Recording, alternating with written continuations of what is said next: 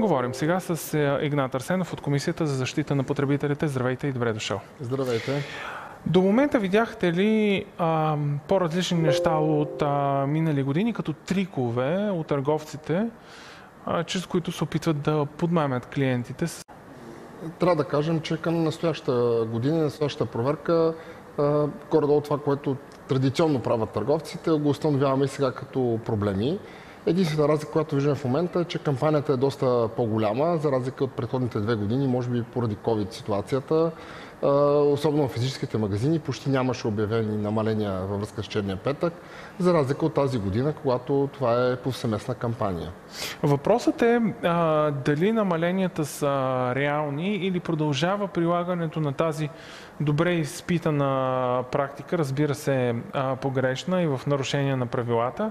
Цените първо да бъдат вдигани, след това с етикет за намаление всъщност да изглежда, че са намалени. Да, ние следим за това нещо, като разбира се, доколко и в какъв процент от случаите ще бъде установен един по-късен етап, тъй като това изисква един анализ, тъй като в хода на проверките ние установяваме цените на стоките, след това събираме доказателства за това каква цена е предлагана в предходен период. Тук заблудата идва от това, че всъщност законът изисква като предишна цена да се посочи тази, която е прилагана минимум един месец преди датата, от която започва кампанията. А какво правят търговците, за да спекулират с тези намаления? Търговците това, което чисто и просто не спазват това правило. В определени случаи трябва да кажем, че повече търговци го спазват, но има и такива, които не го съблюдават. Дигат цената за един много кратък период, не за един месец, понякога дори за един, за два, за няколко дни, и след което представят едно по-голямо намаление. Тоест, например, една стока, ако е била, да кажем, 400 лева, те сега казват, тя струва вече 600 и намаляме на 319. Например. И да кажем, в случая има намаление, но това намаление далеч не е посоченото от 600 на 319, което изглежда много изгодно, а всъщност 4 до 319, например. Добре, вие как ще установите един месец назад какво се е случвало с цената на тази стока? Трябва да кажем, че по отношение на онлайн пространството, това, което се прави, се следят онлайн е ясно, обаче 24 сайта големи, в продължение на един месец ги следим, определени стоки от всеки сайт и виждаме как се движат цените. Там също сме установили такива подобни практики, нещо ново, за което ще разкажа след малко. А пък в физическите магазини това, което след като бъде извършено, тъй като е невъзможно да бъде извършвана проверки в продължение на един месец, тъй като най-малко търговците ще разберат, че ние проверяваме тази стока и съответно няма да допуснат нарушение. Това, което правим ние, по време на проверката се избират произволно няколко вида стоки, за които се изискват документи, доказващи каква е предишната прилагана цена. Ние виждаме какъв е периода на намалението. Примерно периода е от тази дата до определена дата. Значи един месец преди това изискваме документи, с които да се докажат на каква цена е предлагана тази стока. Трябва ли търговец да има документ, в който да пише в кой ден колко лева е струвало? Да, повечето търговци имат вече всички системи са електронни. Да. Тези, които нямат, са задължени да водат съответното счетоводство чрез касови апарати, които пък касови апарати имат пък същата тази памет, която е електронна. Всяка една продажба и всяка една фискално устройство има запаметяване, то не може да бъде манипулирано. Съответната извадка от това устройство, нали, което е част от електронната памет, доказва какви продажби са правени на този продукт.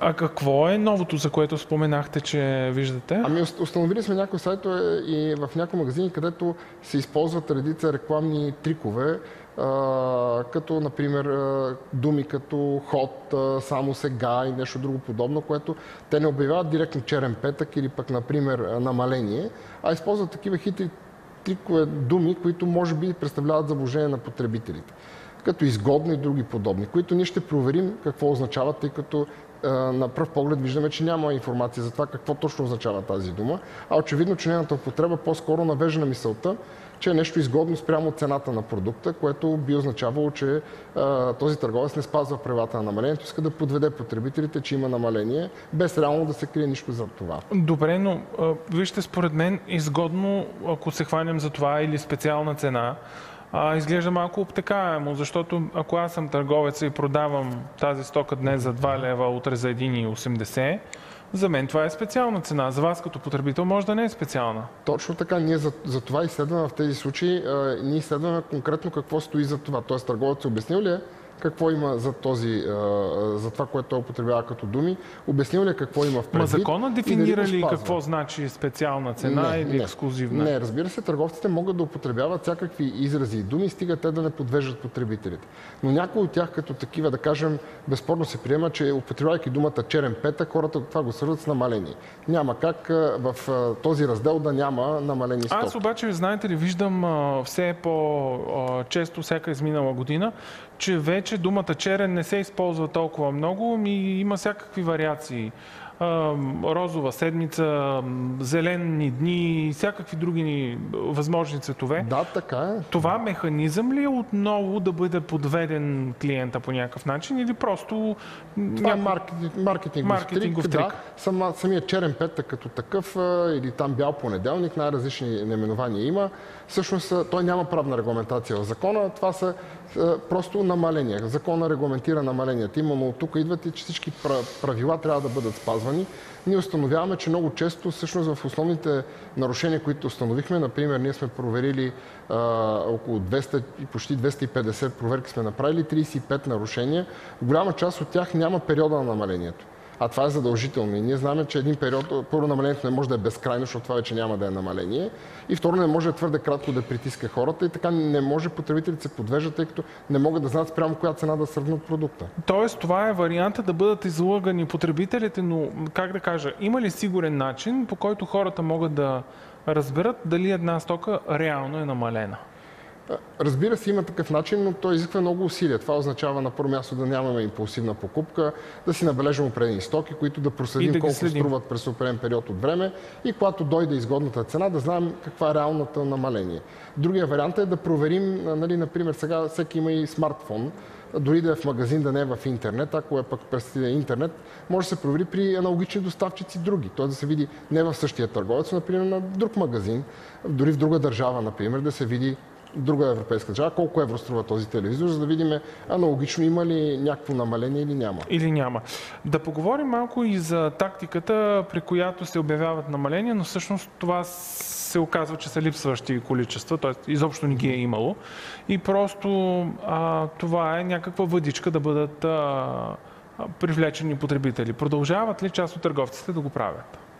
Продължава. Трябва да кажем, че това не е директно проблем на черния петък. Такива жалби връзка с черния петък сме получавали малко, но трябва да кажем, че това е нелоялна практика, която е изрично обявена такава в черния списък от Европейската комисия и в закона в България, в закона на потребителите. Това е един търговец да рекламира дадена стока като с ценова отстъпка, а в последствие да не осигури достатъчно количество спрямо реклама. Какво значи достатъчно обаче, господин Арсенов? Защото аз, ако искам да пусна нещо на промоция, мога да искам да пусна само една бройка от него. Имало ли го е? Имало го е. Да, това, което се има в предвид като достатъчни количества, то се анализира първо във всеки един конкретен случай и се взимат в предвид определени факти. Например, каква стока е, тя типична ли е за магазина. Например, ако тази стока, да кажем, е хранителна верига, пък продава, да кажем, моторна косачка. Това е нещо, което е типичен продукт.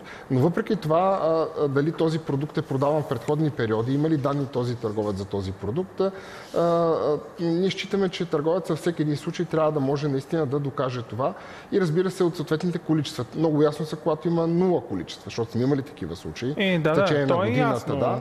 Или твърде малко количество. Осигурени са, например, за цялата област, за всичките магазини, 5 бройки, да кажем, от дадено количество. Но сме имали случаи, където, например, за сирене, за масло и за други, където има стотици бройки. Стотици. Финален въпрос. Какви са рисковете, когато сега понякога емоционално заради намаленията хората пазаруват и от чужбина? Как да кажа, по-рисково ли, ако човек си поръчва нещо от държава извън Европейския съюз? По-рисково е човек да пазарува от извън Европейския съюз. Много по-трудно би могъл да си реши проблема. Тогава остава единствено защитата, ако продукта не пристигне или постигне някакъв съвсем различен продукт, да се уповаваме на оспорване на плащането с банковата карта, но ние трябва да върнем продукта до Китай, което ще ни струва допълнително пари.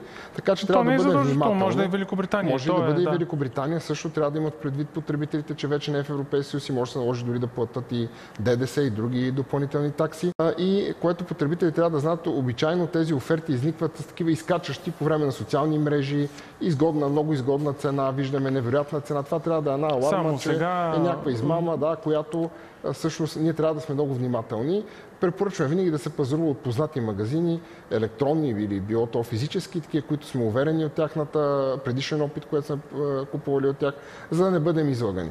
Това е така сигурният съвет, който давате. Остава и, разбира се, проблема с голямото чакане после с доставките, но това го виждаме и по някакъв начин може би оправдано заради многото поръчки. Да, разбира се, и да потребителите, знайки си правата си, са доста по-уверени, когато пазаруват и всъщност, ако имат някакви проблеми, те могат да се обърнат и към Комисията за защита на потребителите за съдействие, ако продукта не пристигне или не това, което са очаквали, или ако са видяли нарушения, да сигнализират. Или към Европейския потребителски център. Ако търговецът е извън България в рамките на Европейския съюз, ние ще съдействаме. Също така потребителите имат пълните права. Това, че е пазарувано дори на огромно намаление, да кажем 50%, ние имаме право да върнем продукта в 14-дневен срок, който е закупен онлайн. Ако той се развали, не може да ни кажат, тия продукти нямат гаранция или един месец. Те имат 2-годишната гаранция, така както и ако продукта не е намален. Така както си е по законодателство. Да. Благодаря ви много за тези ценни съвети.